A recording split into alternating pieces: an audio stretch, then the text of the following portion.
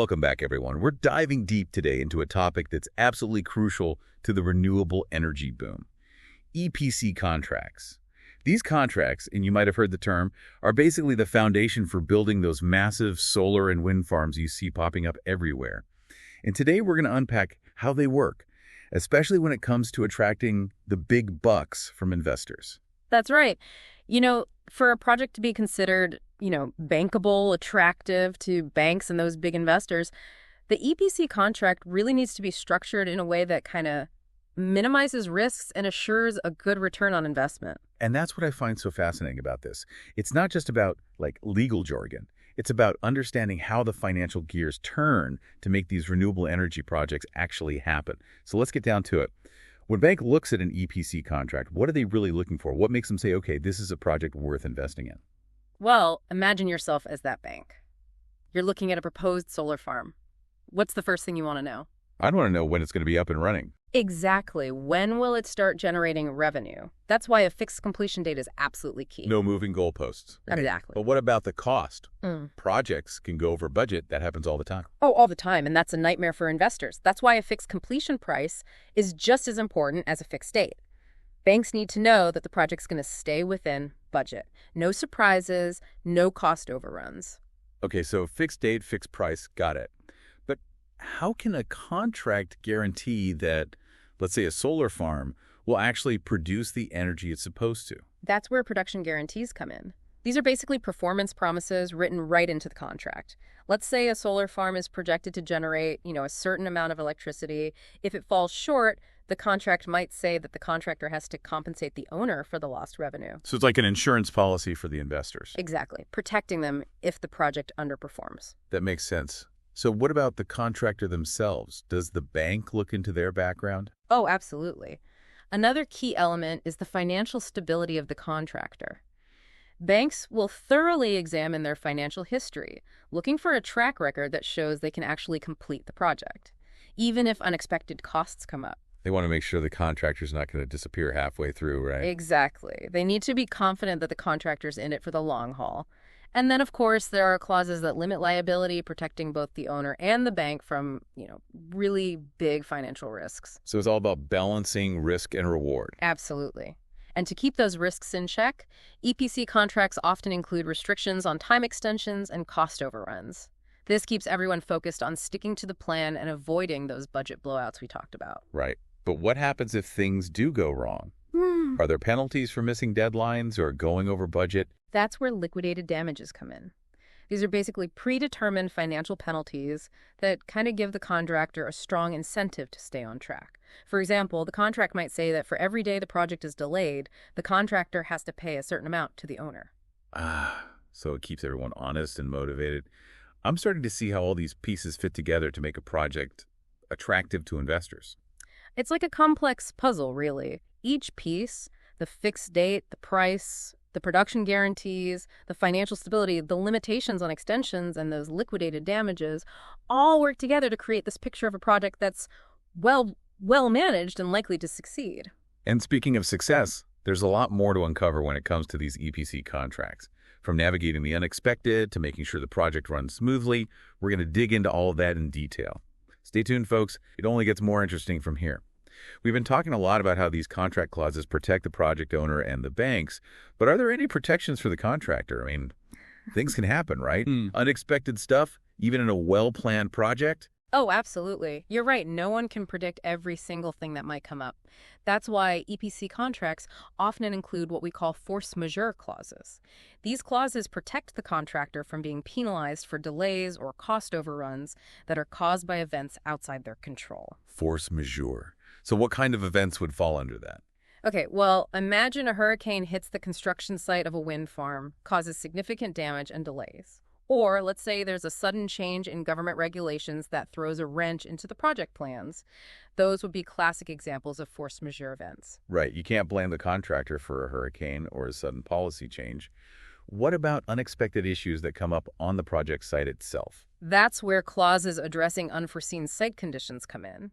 Let's say a contractor starts digging for a solar farm and discovers unstable soil, or maybe even an archaeological site, things they couldn't have anticipated during the initial site assessment.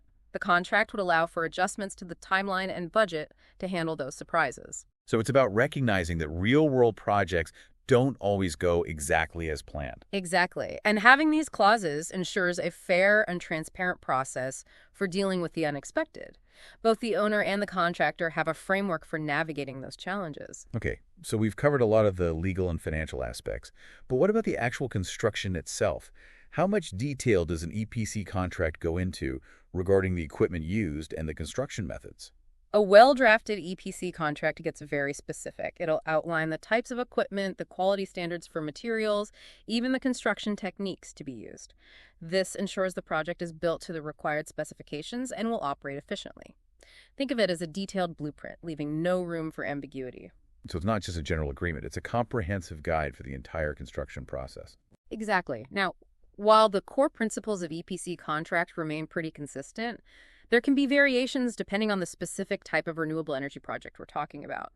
For example, a large-scale offshore wind farm will have different complexities and risks compared to, say, a rooftop solar installation on a house. So the scale of the project, the technology, the location, all these factors would influence the specific terms of the contract. Absolutely. A contract for a geothermal power plant in a remote location might need to address logistical challenges and environmental considerations that wouldn't be relevant for a solar farm in a suburban area. It's amazing how much depth there is to these contracts. We've talked about fixed dates and prices, production guarantees, financial stability, force majeures, unforeseen circumstances, and how the contract specifies construction details. It's a lot to take in. It is a complex world, no doubt, but understanding these key elements is really essential to grasping how renewable energy projects actually get off the ground and attract the investment they need to be successful. And speaking of success, there's one more crucial aspect we need to explore.